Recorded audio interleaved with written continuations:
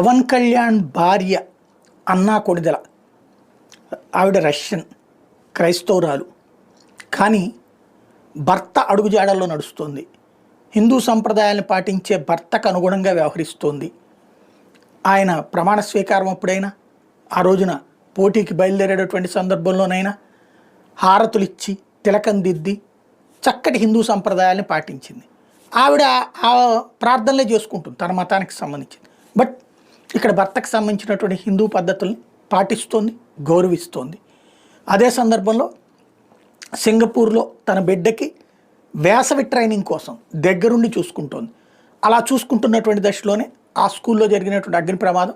వెంటనే భర్తకి చెప్తే ఇక్కడ పవన్ కళ్యాణ్ అక్కడికి వెళ్ళటం, హాస్పిటల్ పాలైనటువంటి బిడ్డను తీసుకుని రావటం అంతా జరిగింది. ప్రస్తుతం కోలుకుంటుంది.